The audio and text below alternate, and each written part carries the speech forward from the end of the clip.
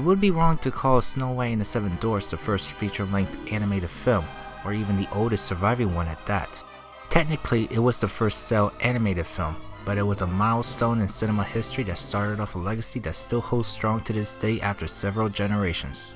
Based on the Grimm brothers' fairy tale, Snow White is a young princess who is made into a servant by her vain stepmother, the queen, who is jealous of her natural beauty. When the queen's magic mirror gave her an answer she did not approve of, and Snow White won the heart of a prince, she ordered the innocent princess to be put to death. But she escapes with her life and came upon a cottage that housed 7 dwarves in the woods: Doc, Happy, Grumpy, Sleepy, Sneezy, Bashful, and Dopey. But as soon as the queen discovered this, she continued with her plot to finally kill Snow White in order to be the fairest in the land. Because the film is based on a fairy tale, in today's contemporary society, the film has certainly lost much of its prestige among the general audience in favor of the more sophisticated retellings, which I can't understand. It's simple in its storytelling, and some of the plots are annoying, like the prince and Snow White falling in love just as they met. However, when Disney announced the start of the production of the film in 1934, many people in Hollywood thought he was crazy to create a full-length animated film, and in color at that, and they began to call it Disney's folly. He was already known for his animated shorts that starred Mickey Mouse as well as the Silly Symphonies, which he expected the film to cost 10 times as much as each of those to make.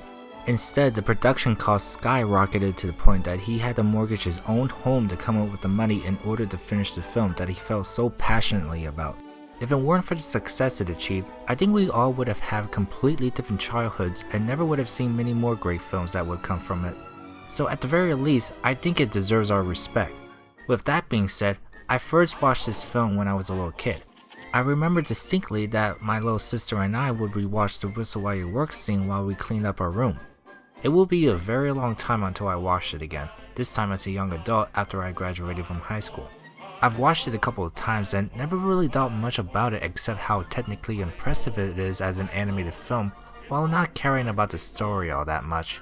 But I've never found it offensive, as some people seem to be commenting on. Now, having watched it again, I don't know what happened with me in between then and now, but I actually kind of fell in love with it. I guess I just allowed myself to just let it be what it is, and I found myself drawn to its charm of the characters and music, as well as feeling amazed by the animation in its design and color. It's probably the first time in my life that I actually genuinely enjoyed it while appreciating it at the same time. I'll even say that this is one of Disney's finest and would not be based solely on its legacy. It is incredible to notice the attention to detail of how the characters move and how the fabrics match them, or the way that dust and rain move almost realistically, as well as the environment that makes it feel so much alive. They use lighting effectively to fit the tone and atmosphere in each scene to tell its story in both in its lightheartedness and dark tones that it balances each other. It is absolutely beautiful to watch, and the attention to detail is quite welcoming as it shows the passion and dedication of the animators to make the best film that they can. Also, I found the music great, for the most part. There isn't any depth to it, but its innocence is more than enough to make up for it. My favorite moment is when the dwarves threw a party in the cottage to entertain Snow White. The music is catchy, and the animation along with it just made it a fun scene to watch that I would define it as the highlight of the film. The story, again, doesn't really have any real depth to it, but I don't think it deserves to be called shallow. When I use that word, it's usually to describe something that doesn't have a story or characters that are, at least, interesting. For this kind of film that is based off a fairy tale, I think it did its job properly. I like that all of the dwarfs all have distinct personalities, and I actually do like Snow White as she is presented. She's kind and gentle, but she can be authoritative when needed. Sure, she also shows that she can cook and clean like any good woman should, even though she is a princess, but let's not forget that her own stepmother forced her into that position in the first place, and she seemed content. For now. And as for her falling in love with the prince in the first meeting, yes, I've always found this part annoying, but thinking about it, maybe it's almost like Anna in Frozen, where she sees the prince as her ticket out of her stepmother's shadow to find true happiness. It's all speculative, and people will make the argument that they should have done more, but when understanding a little of what Disney has to go through in order to make this picture, I think they did all that they could to make this film and actually make it work. For example, there were actual scenes that were cut out that involved more of the prince, where he escaped from the queen's dungeon and went out to rescue Snow White. For some people, they would think its inclusion would make the movie better. but that would mean having to rework the entire film in order to make that scene fit, and actually would bring up the question of the dwarves' importance in the overall story. This film was short in its runtime, nearly 90 minutes long, but it was the most expensive film made at that point, nearly $1.5 million, a lot for a relatively small production studio in Hollywood.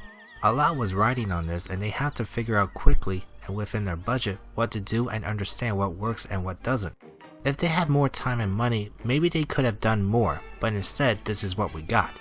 People can criticize it for being too simple, but I think that it is its saving grace. Complexity can ruin a film if it wasn't thought out properly and runs the risk as being seen as pretentious, while a more simple film can be enjoyed by a broader audience.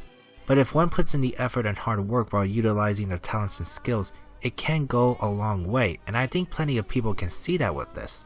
So for that, I think it's damn near perfect because I can't really pinpoint something that I would consider bad about Snow White and the Seven Dwarfs. But do I call it as one of my favorites?